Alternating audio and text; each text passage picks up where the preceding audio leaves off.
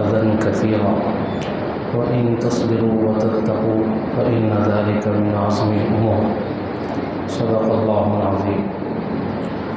معزز سامعین کرام، عزیز ساتھیوں، بزرگوں، دوستوں، نبی رحمت صلی اللہ علیہ وسلم کے مدینہ منورہ تشریف لانے سے پہلے عبداللہ ابن ابی جو رئیس المنافقین تھا، مدینے والے اس کو اپنا بادشاہ بنانے والے تھے۔ نبی رحمت صلی اللہ علیہ وسلم کے تشریف لانے کے بعد اس کا یہ جو خواب تھا وہ شرمندہ تعبیر نہ ہو سکا۔ اس نے نبی رحمت صلی اللہ علیہ وسلم کو اور مسلمانوں کو اپنا دشمن بنا لیا۔ ایک مہم میں نبی رحمت صلی اللہ علیہ وسلم تشریف لے جا رہے تھے۔ ایک جگہ پر آپ نے پڑاؤ ڈالا، وہاں پر حضرت عمر رضی اللہ تعالیٰ عنہ کے غلام پانی لینے کے لیے کنویں پر تشریف لے گئے۔ وہاں سے ایک انصاری صحابی بھی پانی لینے کے لیے کنویں پر تشریف لایا۔ دونوں میں کچھ تکرار ہو گئی، بحث ہو گئی، اور دونوں کی جو تکرار تھی وہ کچھ ایسے بڑی کہ انصاری نے انصاریوں کو مدد کے لیے بلایا اور مہاجر نے مہاجرین کو مدد کے لیے پکارا۔ آپس میں مہاجرین اور انصار جمع ہو گئے اور دونوں کے درمیان قریب تھا کہ لڑائی ہو جائے اور جنگ کی نوبت آ جائے۔ نبی رحمت صلی اللہ علیہ وسلم تشریف لائے اور آپ نے دونوں کو سمجھا کر یہ جو کچھ بھی آپس کی ناگوانیاں تھیں اس کو آپ علیہ السلام نے دور فرمایا اور جھگڑے کو ختم فرمایا اور لڑائی کو ختم کیا۔ عبداللہ ابن ابی جو تھا رئیس المنافقین، اس نے اس موقع کو ہاتھ سے جانے نہیں دیا۔ اس نے مدینے کے رہنے والوں کو، انصاریوں کو کہا کہ بھائی تم ہی نے محمد صلی اللہ علیہ وسلم کو اور ان کے ساتھیوں کو مدینے میں پناہ دی، تم ہی نے ان کو ٹھکانہ دیا۔ دیکھو آج نوبت یہاں تک پہنچی ہے کہ وہ لوگ ہم سے لڑتے ہیں، اور ان کی مثال ہمارے سلسلے میں ایسی ہے جیسے کہ عربی کا محاورہ ہے سمن کلبک یأکل کا، کہ تم کتے کو کھلا پلا کے بڑا کرو تو وہ کتا ہی تم کو کھا جائے۔ ایسی بات اس نے کہی۔ اس کے بعد اس نے کہا لَئِن رَجَعْنَا إِلَى الْمَدِينَةِ لَيُخْرِجَنَّ الْأَعَزُّ مِنْهَا الْأَذَلَّ، اگر ہم مدینہ واپس جائیں گے تو ہم میں سے جو باعزت شخص ہے وہ ذلیل کو مدینے سے باہر کرے گا، ہم میں سے جو عزت دار ہے وہ ذلیلوں کو مدینے سے باہر کرے گا۔ یہ جملے اس نے بولے نبی صلی اللہ علیہ وسلم کے بارے میں، صحابہ کے بارے میں، مہاجرین کے بارے میں۔ تو ایک صحابی ہیں حضرت زید، وہ چھوٹے سے تھے، انہوں نے یہ ساری باتیں سن لی۔ انہوں نے نبی رحمت صلی اللہ علیہ وسلم کو اس کی یہ باتیں بتائیں، تو نبی رحمت صلی اللہ علیہ وسلم کے سامنے انہوں نے جب یہ بات رکھی، حضرت عمر رضی اللہ تعالیٰ عنہ جذبات میں آ گئے۔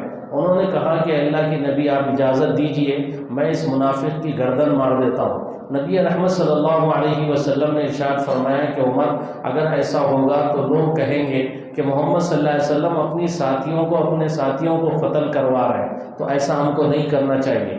آپ نے عبداللہ ابن ابی کو بلایا اور بلا کے اس سے پوچھا کہ کیا تم نے یہ جملے بولے ہیں؟ تو اس نے صاف انکار کر دیا کہ میں نے تو یہ جملے بولے ہی نہیں ہیں۔ تو دوسرے مسلمانوں نے بھی اس کی تصدیق کی اور کہا کہ اب زید چھوٹے سے بچے ہیں، ان کی بات پہ کیسے بھروسہ کیا جا سکتا ہے، ان کی بات پہ کیسے اعتماد کیا جا سکتا ہے۔ اس وجہ سے نبی رحمت صلی اللہ علیہ وسلم نے خاموشی اختیار کی۔ پھر اس کے بعد میں وحی نازل ہوئی اور وحی کے ذریعے بتایا گیا کہ زید کی جو بات تھی وہ صحیح تھی، عبداللہ ابن ابی جو تھا رئیس المنافقین اس نے جھوٹ بولا تھا۔ تو جب یہ بات نبی رحمت صلی اللہ علیہ وسلم کو وحی کے ذریعے سے بتلائی گئی، تب جا کے پتہ چلا کہ زید کی بات بالکل سچی ہے اور حضرت زید نے جو بات کہی ہے وہ بالکل صحیح ہے، اور عبداللہ ابن ابی جو ہے وہ رئیس المنافقین، اس کی جو بات ہے وہ بالکل غلط ہے۔ اس کے بعد مسلمانوں کے جذبات مجروح ہوئے، مسلمانوں کو تکلیف پہنچی، ناخوشگواریاں پیدا ہو گئی۔ تو نبی رحمت صلی اللہ علیہ وسلم نے حکمت سے کام لیتے ہوئے، آپ کی عادت یہ تھی کہ جب آپ سفر کرتے تھے تو دن میں سفر کرتے تھے تو رات کے وقت کسی جگہ پہ پڑاؤ ڈالتے تھے، اور رات میں سفر کرتے تھے تو دن سے پہلے کسی جگہ پہ پڑاؤ ڈالتے تھے۔ لیکن اس موقع پر نبی رحمت صلی اللہ علیہ وسلم دن بھر چلتے رہے، دن بھر آپ نے سفر کیا، اور رات بھر چلتے رہے، رات بھر آپ نے سفر کیا، اور دوسرا جب دن آیا، دوپہر کا وقت آیا، چلچلاتی دھوپ تھی، بھوک سے لوگ بے چین تھے، ایسے موقع پر آپ علیہ السلام نے پڑاؤ ڈالا تاکہ صحابہ اکرام کے دلوں میں جو ناخوشگواری پیدا ہو گئی ہے وہ اس کا اثر کسی طریقے سے زائل ہو جائے۔ اس لیے مسلسل آپ ان کو چلاتے رہے، سفر کراتے رہے پورا دن، اور پوری رات آپ نے سفر کروایا، اور دوسرے دن دوپہر تک ایسے ہی چلتے رہے۔ اس کے بعد نبی رحمت صلی اللہ علیہ وسلم نے پڑاؤ ڈالا، آپ نے یہ حکمت سے کام لیا۔ اس کے بعد ایک موقع آیا کہ عبداللہ ابن ابی جو رئیس المنافقین تھا، اس کا نفاق سب کے سامنے کھل کے آ گیا، تو ان کے جو بیٹے تھے وہ سچے مسلمان تھے، ان کا بھی نام عبداللہ تھا، وہ نبی رحمت صلی اللہ علیہ وسلم کی خدمت میں آئے، آ کے انہوں نے کہا کہ اللہ کے نبی، مجھے پتہ چلا ہے کہ آپ میرے والد کی گردن اڑانے والے ہیں، اس کو قتل کرنے والے ہیں، لیکن چونکہ میرا وہ باپ ہے، میرے باپ کے قاتل کو میں دیکھ نہیں سکتا ہوں، اس لیے میں یہ چاہتا ہوں کہ اگر آپ نے میرے والد کے قتل کا ارادہ کیا ہے تو آپ مجھے اجازت دیجیے، میں اپنے ہاتھوں سے اس کی گردن ماروں گا، میں اس کو اپنے ہاتھوں سے قتل کروں گا۔ ایک بیٹا اپنے باپ کے بارے میں آ کے سوال کرتا ہے تو نبی رحمت صلی اللہ علیہ وسلم نے ارشاد فرمایا، میرا کوئی ایسا ارادہ نہیں ہے تمہارے والد کو قتل کرانے کا۔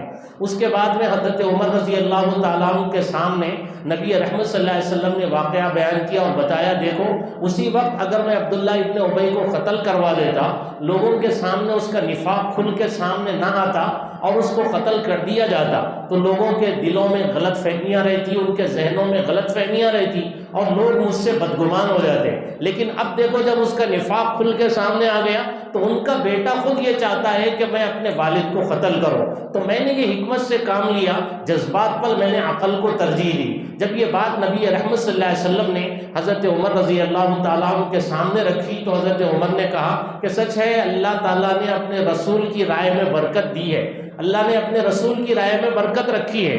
تو یہ جو واقعہ ہے، اس واقعے سے جو چیز ہم کو سمجھنی ہے وہ یہ کہ جذبات پر ہم عقل کو ترجیح دیں، جذبات میں بے صبرے نہ ہو جائیں، مشتعل نہ ہو جائیں، بے قابو نہ ہو جائیں، عقل سے کام لینا نبی رحمت صلی اللہ علیہ وسلم نے ہم کو سکھایا۔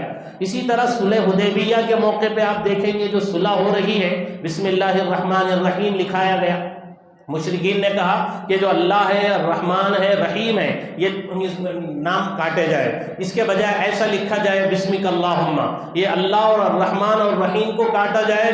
نبی رحمت صلی اللہ علیہ وسلم نے ان کی بات مان لی۔ اس کے بعد جب فیصلہ لکھا جا رہا تھا تو رسول اللہ لکھا گیا، انہوں نے کہا کہ رسول اللہ ہی کے اوپر ہم کو اعتراض ہے، رسول اللہ کو بھی کاٹ دیا جائے۔ تو حضرت علی رضی اللہ تعالیٰ عنہ نے کہا مجھ سے یہ نہیں ہو سکتا کہ میں رسول اللہ کے لفظ کو کاٹ دوں، تو نبی رحمت صلی اللہ علیہ وسلم نے خود اپنے ہاتھوں سے رسول اللہ کے لفظ کو مٹایا اور کاٹا۔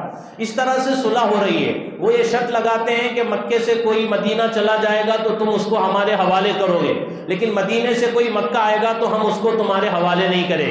اسی طرح یہ شرط لگائی جا رہی ہے کہ اس وقت ایسے ہی تم کو واپس جانا ہے، بغیر عمرہ کرے کے واپس جانا ہے، ایسے ہی تم کو واپس جانا ہے۔ آئندہ سال تم لوگ عمرے کے لیے آؤ گے، 3 دن کے لیے قیام کرو گے، بغیر ہتھیار کے آؤ گے، صرف تلوار اپنی میان میں رکھ کے کعبے مکے میں داخل ہو سکتے ہو، جبکہ حرم میں کوئی بھی کسی بھی وقت اس وقت آ سکتا تھا اور ہتھیار کے ساتھ آ سکتا تھا۔ اپنے جانی دشمن کے پاس مسلمان جا رہے ہو، ساتھ میں ہتھیار لے کے نہ جائیں، تو یہ بات سمجھ میں آنے والی نہ تھی، لیکن انہوں نے ایسی کڑی شرط لگائی۔ نبی رحمت صلی اللہ علیہ وسلم نے اس کو بھی قبول فرما لیا، اس کو بھی قبول فرما لیا۔ بعض صحابہ کرام کو ناگواری ہوئی، حضرت عمر رضی اللہ تعالیٰ عنہ آ کے بار بار پوچھنے لگے کہ کیا آپ سچے نبی نہیں ہیں، اسلام سچا مذہب نہیں ہے؟ اللہ کے نبی نے کہا کیوں، بالکل اسلام سچا مذہب ہے، میں سچا نبی ہوں۔ تو حضرت عمر نے کہا کہ پھر ہم اتنا دب کیوں رہے، دب کے صلح کیوں کر رہے ہیں؟ تو اللہ کے نبی نے کہا تھا کہ میں اللہ کا نبی ہوں، اللہ کے حکم کا پابند ہوں، ان کے حکم کی خلاف ورزی میں نہیں کر سکتا۔ تو یہ جو صلح ہوئی ہے، اس صلح کو مسلمان دب کے کر رہے ہیں، کافروں کی ہر شرط کو منظور کر رہے ہیں، قبول کر رہے ہیں۔ اس کے باوجود قرآن کریم کہتا ہے کہ یہ فتح مبین ہے، قرآن کریم نے اس کو فتح مبین قرار دیا۔ یہی وجہ ہوئی کہ جب صلح ہوئی تو صلح کے بعد مکے والوں کو مدینہ آنے کا موقع ملا، مسلمانوں کو اسلام کو قریب سے دیکھنے کا موقع ملا، اسلام کو سمجھنے کا موقع ملا، اور اس کے نتیجے میں وہ مسلمان ہوتے چلے گئے۔ آپ دیکھیں گے صلح حدیبیہ کے موقع پہ مسلمانوں کی جو تعداد تھی وہ 1400 تھی، صلح حدیبیہ کے موقع پہ مسلمانوں کی تعداد 1400 تھی. اس کے بعد 2 سال کے بعد جب مکہ فتح ہوا تو مسلمانوں کی تعداد 10,000 ہو گئی. پھر اس کے بعد 2 سال کے بعد نبی رحمت صلی اللہ علیہ وسلم نے حج کیا تو مسلمانوں کی تعداد 1 لاکھ سے بھی بڑھ گئی. تو نبی رحمت صلی اللہ علیہ وسلم نے جس وقت سے نبوت کا آغاز کیا، آغاز نبوت سے لے کے 19 سال کے عرصے میں صرف 1400 مسلمان ہوئے تھے، 1400 لوگ اسلام میں آئے تھے اور مسلمان ہوئے تھے. اس کے بعد آخری 4 سالوں میں 1.5 لاکھ سے بھی زیادہ، 1.25 لاکھ سے بھی زیادہ لوگ اسلام میں داخل ہو گئے، 1.25 لاکھ سے بھی زیادہ لوگ مسلمان ہو گئے. ان کی تعداد یہاں تک پہنچ گئی. تو یہ جو کچھ بھی ہوا نبی رحمت صلی اللہ علیہ وسلم کے حکمت عملی کی وجہ سے، جذبات پر عقل کو ترجیح دینے کی وجہ سے، اور حسن تدبیر کی وجہ سے، اور بے قابو نہیں ہونے کی وجہ سے. اور یہ اسلام کی تعلیم ہے. مسلمان کو نبی رحمت صلی اللہ علیہ وسلم سے محبت ہے، اور ایمان والا نبی صلی اللہ علیہ وسلم سے محبت کرتا ہے اپنی جان سے بھی زیادہ، اپنی اولاد سے بھی زیادہ، کائنات کی ہر چیز سے بھی زیادہ نبی رحمت صلی اللہ علیہ وسلم سے محبت کرتا ہے. اور محبت ضروری ہے، اس کے بغیر اس کا ایمان ناقص ہے، اس کے بغیر اس کا ایمان ادھورا ہے. یہ ایمان والے کو نبی صلی اللہ علیہ وسلم سے محبت ہے. لیکن محبت میں بعض لوگ ایسے ہیں جو یہ کوشش کرتے ہیں کہ نبی رحمت صلی اللہ علیہ وسلم کی شخصیت کو مجروح کیا جائے، اور یہ اول اسلام سے چل رہا ہے. جیسا کہ ابھی بتایا گیا عبداللہ ابن ابی کے بارے میں، یہودی جتنے ہیں، عیسائی جتنے ہیں، یہ لوگ شروع ہی سے انبیاء کرام کی شان میں توہین کرتے ہوئے آئے ہیں. یہ نبی رحمت صلی اللہ علیہ وسلم پر ایمان سے تو محروم ہیں، لیکن جن نبیوں پر ان کا ایمان ہے ان کی شان میں بھی بدتمیزی کرتے ہیں، ان کی شان میں بھی گستاخی کرتے ہیں. یہودی ان کی اپنی جو کتابیں ہیں اس وقت کی، اس میں بھی نبیوں کے بارے میں گستاخی آپ کو ملے گی. عیسائیوں کی اپنے نبیوں کے بارے میں جن پر ان کا ایمان ہے، ان نبیوں کے بارے میں بھی گستاخی وہ کرتے ہوئے آپ کو دکھائی دیں گے، اور ان کی شان میں بھی بدتمیزی کرتے ہوئے وہ لوگ دکھائی دیں گے. یہ تو تاریخ ہے ان لوگوں کی، یہ چیز گٹی میں پڑی ہوئی ہے ان لوگوں کے. وہ لوگ یہ چاہتے ہیں کہ مسلمانوں کے جذبات کو کسی طرح سے مجروح کیا جائے. وہ لوگ یہ چاہتے ہیں کہ مسلمان بے قابو ہو جائے. وہ لوگ یہ چاہتے ہیں کہ مسلمان مشتعل ہو جائیں. وہ لوگ یہ چاہتے ہیں کہ مسلمانوں کی نظریں اصل مدوں سے ہٹا دی جائے اور ان کی توجہ کو بانٹ دیا جائے. وہ لوگ یہ چاہتے ہیں کہ مسلمان تعلیمی میدان میں، سماجی میدان میں، معاشی میدان میں آگے نہ بڑھے. اس کے لیے ہر 4 دن کے بعد اس طرح کے بھڑکاؤ بھاشن دیے جاتے ہیں اور ایسے زہریلے بیانات دیے جاتے ہیں مسلمانوں کو مشتعل کرنے کے لیے. ظاہر بات ہے ایمان والوں کے پاس اگر کوئی چیز ہے تو وہ نبی کی محبت ہے. یہ محبت ایک ایسی چیز ہے دنیا کی ہر چیز سے زیادہ ایمان والا نبی کو چاہتا ہے اور آپ سے پیار کرتا ہے. بلکہ گنہگار سے گنہگار ہی کیوں نہ ہو، فاسق و فاجر ہی کیوں نہ ہو، وہ نبی صلی اللہ علیہ وسلم سے محبت کرتا ہے. اور شرابی کبابی ہی کیوں نہ ہو، وہ بھی نبی صلی اللہ علیہ وسلم سے محبت کرتا ہے، اور اس کو وہ اپنے لیے نجات اور کامیابی کا سبب اور ذریعہ سمجھتا ہے کہ بھئی میرے لیے نبی سے محبت میرے لیے آخرت میں نجات کا سبب ہے. آپ نے سنا ہوگا اختر شیروانی ایک شاعر تھے، لاہور کی ایک ہوٹل میں وہ بیٹھے ہوئے تھے. وہاں پر کمیونسٹ نوجوانوں کا ایک مجمع تھا اور مجلس سجی ہوئی تھی، محفل سجی ہوئی تھی. ان سے کچھ سوالات کیے جا رہے تھے. ان سے کسی نے شاعروں کے بارے میں پوچھا کہ بھئی فلاں شاعر کے بارے میں آپ کی کیا رائے ہے. انہوں نے مسکرایا اور خاموش بیٹھ گئے. پھر کسی دوسرے شاعر کا نام لیا گیا تو انہوں نے کہا کہ بھئی اس کو مشق کرنے کی ضرورت ہے. پھر کسی تیسرے شاعر کا نام لیا گیا تو کہا کہ بھئی یہ تو میرا شاگرد ہے. مختلف شعراء کے نام لیے جا رہے تھے اور وہ شراب پی رہے تھے. شراب کی 2 بوتلیں چڑھائے ہوئے تھے اور نشے میں دھت تھے اور مست تھے. ایسے میں ان سے سوال ہو رہا ہے شاعروں کے بارے میں، تو کسی کے بارے میں کہتے یہ میرا شاگرد ہے، کسی کے بارے میں کہتے اس کو مشق کرنے کی ضرورت ہے، کسی کا نام لیا جاتا تو ہنس کے خاموش ہو جاتے. تو موقع غنیمت جان کے ایک نوجوان نے ان سے سوال کیا کہ فلاں پیغمبر کے بارے میں تمہارا کیا خیال ہے، فلاں پیغمبر کے بارے میں تمہارا کیا خیال ہے. وہ نشے میں دھت تھے. انہوں نے کہا کہ بھئی یہ کیا بکتے ہو، شاعری کے بارے میں پوچھو، شعراء کے بارے میں پوچھو، اور سختی سے اس کو ڈانٹا. اور وہ گھبرا گیا. اس کے بعد اس نے گفتگو کا رخ بدل لیا. اس کے بعد میں اس نے پوچھا ارسطو کے بارے میں، سقراط کے بارے میں، افلاطون کے بارے میں. تو انہوں نے کہا کہ بھئی ہم سے ہمارے بارے میں پوچھو کہ ہم کون ہیں. یہ لوگ کون ہیں کہ ان کے بارے میں اپنی ہم رائے ظاہر کرتے پھریں. ہم سے پوچھو کہ ہم کون ہیں، ہم کیا ہیں. یہ لوگ ہوتے تو یہ بھی ہماری مجلس میں بیٹھتے، یہ لوگ ہوتے تو یہ بھی ہمارے حلقے میں بیٹھتے. ایسی باتیں کر رہے تھے، آنکھیں سرخ ہو گئی تھی، نشے میں ڈوب تھے. تو اسی کو غنیمت جان کے موقع کو اس نے پھر سوال کیا کہ محمد صلی اللہ علیہ وسلم کے بارے میں تمہاری کیا رائے ہے. بس یہ پوچھنا تھا کہ وہ آپے سے باہر ہو گئے، ان کے ہاتھ میں جو گلاس تھا لے کے اس کے سر پہ مارا اور کہنے لگے بدبخت، ایسی حالت میں میرے نبی کا نام تو میرے زبان سے نکالنا چاہتا ہے، میں فاسق ہوں، میں گنہگار ہوں، لیکن اتنا گئے گزرا بھی نہیں ہوں کہ نشے کی حالت میں اپنے نبی کا نام لوں۔ تو اٹھا کے گلاس اس کے سر پہ مار اور سسکیاں لینے لگے، رونے لگے، پوری رات روتے ہوئے گزر گئی اور کہنے لگے کہ بھائی ہم تو گنہگار ہیں، لوگ ہم سے آخری سہارا بھی ہمارا ہم سے چھین لینا چاہتے ہیں، ہم تو گنہگار ہیں، لوگ ہم کو کافر بنانا چاہتے ہیں، ہم کو اپنے نبی سے محبت ہے۔ تو انہوں نے اس کو مجلس سے بھگا دیا۔ تو ایک شاعر ہے، شرابی ہے، شراب کے نشے میں دھت ہے، لیکن جب نبی صلی اللہ علیہ وسلم کا نام پوچھا جاتا ہے تو نشے کی حالت میں نبی کا نام لینا ان کو گوارا نہیں، نشے کی حالت میں نبی کا نام زبان پہ لانا ان کو گوارا ہے۔ تو یہ جو ایمان والے ہیں، ایمان والوں کے دل میں نبی سے محبت ہے، نبی سے عقیدت ہے، سچی محبت ہے، اور ایسی محبت ہے کہ اس محبت پہ ایمان والا مرنے مٹنے کو تیار ہو جاتا ہے، چونکہ اس کے پاس جو چیز ہے اگر کوئی ہے تو وہ نبی کی محبت ہے۔ اب دشمن یہ چاہتا ہے کہ مسلمانوں کے دلوں کو، ان کے جذبات کو مجروح کیا جائے، اور کسی نہ کسی طرح سے ان کے جذبات کو مجروح کرنے کے لیے ایسے آئے دن بیانات دیے جاتے ہیں، مسلمانوں کو بھڑکانے کی کوشش کی جاتی ہے، مسلمانوں کو مشتعل کرنے کی کوشش کی جاتی ہے، ان کو بے قابو کرنے کی کوشش کی جاتی ہے، اور یہ کوشش کی جاتی ہے کہ بھئی نبی کی محبت ایک ایسی چیز ہے کہ اگر ان کے دل سے نبی کی محبت نکال لی جائے تو پھر مسلمان کھوکھلے ہو کے رہ جائے، مسلمانوں میں اب کچھ باقی ہی نہیں رہے گا۔ اگر کوئی چیز ہے تو نبی کی محبت ان کے دلوں میں، اور یہ ایسا مدعا ہے کہ اس مدعے پہ سارے مسلمان، کارے گورے، دیوبندی، بریلوی، تبلیغی، جماعت اسلامی، غیر مقلد، کوئی بھی ہو، سب کے سب ایک پلیٹ فارم پہ جمع ہونے کو تیار ہو جاتے ہیں، چونکہ سب نبی سے محبت کرتے ہیں۔ تو یہ ایک ایسا مدعا ہے کہ اس پہ پورا عالم اسلام متحد ہو سکتا ہے۔ تو دشمن یہ چاہتا ہے کہ ان کے دلوں سے نبی کی محبت کو نکالا جائے، ان کے جذبات کو مجروح کیا جائے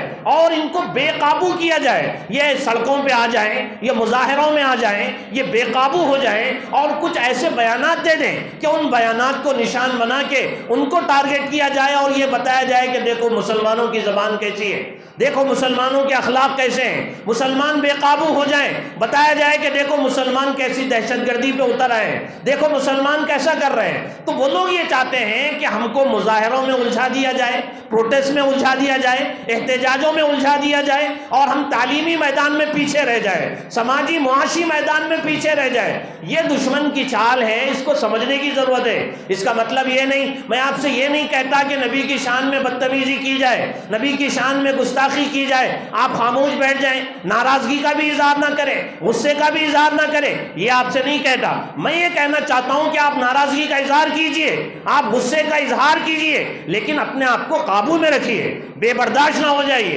ایسے تبصرے مت کیجئے کہ جس کو عنوان بنا کے مسلمانوں کو بدنام کیا جائے، ایسی کوئی حرکت نہ کیجئے جس کی وجہ سے مسلمان بدنام ہو، اسلام بدنام ہو، مسلمانوں کا نقصان پہنچے، ایسی کوئی حرکت آپ مت کیجئے۔ آپ بالکل غصے کا اظہار کر سکتے ہیں، ناراضگی کا اظہار کر سکتے ہیں۔ ہمارا جو ملک ہے، اس ملک میں ہر شخص کو اپنے مذہب پہ چلنے کی آزادی حاصل ہے۔ ہمارا جو ملک ہے، اس میں سب کے جذبات کا لحاظ رکھا گیا ہے، کسی شخص کو یہ اجازت نہیں ہے کہ کسی بھی مذہبی شخصیت کو تنقید کا نشانہ بنایا جائے۔ نبی کی شان میں گستاخی تو دور کی بات ہے، کسی بھی مذہب کے ماننے والے کے کسی مقدس آدمی کو تنقید کا نشانہ بنانے کی کسی کو کوئی اجازت نہیں ہے۔ تو کسی بھی مذہب کے ماننے والے کو اس کا جو بڑا ہوگا، اس کی جو بڑی شخصیتیں ہوں گی، ان کو ہم تنقید کا نشانہ نہیں بنا سکتے۔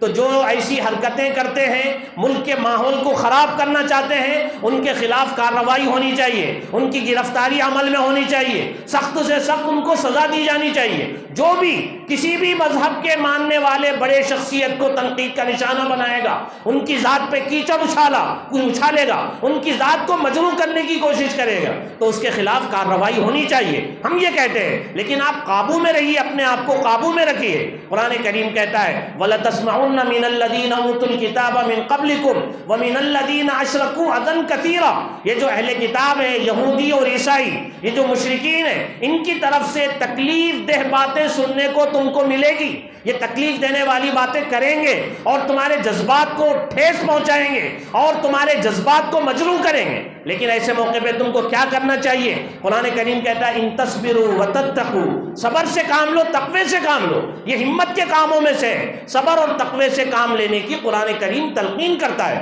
یہ لوگ یہ چاہتے ہیں کہ لوگوں کے ذہنوں میں، وطن میں، باشندگان وطن کے ذہنوں میں اسلام اور مسلمانوں کی شبیہ کو مسخ کر کے پیش کریں، پیغمبر اسلام کی ذات کو مجروح کر کے پیش کریں، تو آپ برادران وطن سے تعلقات کو بڑھائیے، نبی کی سیرت ان تک پہنچائیے، نبی صلی اللہ علیہ وسلم کے صفات اور آپ کی تعلیمات ان تک پہنچائیے، آپ کے اخلاق اور آپ کا کردار ان تک پہنچائیے۔ اس لیے ہماری ذمہ داری بنتی ہے، ہم کو نبی صلی اللہ علیہ وسلم سے محبت ہے، نبی رحمت صلی اللہ علیہ وسلم کی ذات کے اوپر حملہ ہوتا ہے، صحابہ کرام کے زمانے میں، نبی کے زمانے میں بھی ایسا ہوا، لیکن نبی صلی اللہ علیہ وسلم نے ان کو بے قابو ہونے نہیں دیا، بے برداشت ہونے نہیں دیا، صبر کے دامن کو ہاتھ سے چھوڑنے نہیں دیا اللہ کے نبی نے، حسن تدبیر سے کام لیا، اور جذبات پر نبی رحمت صلی اللہ علیہ وسلم نے عقل کو ترجیح دی۔ اس لیے جذبات پر عقل کو ترجیح دینے کی ضرورت ہے۔ اللہ سے دعا ہے اللہ تعالی ہم سب کو صحیح عقل اور صحیح فہم نصیب فرمائے، آمین۔ وآخر دعوانا الحمدللہ رب العالمین۔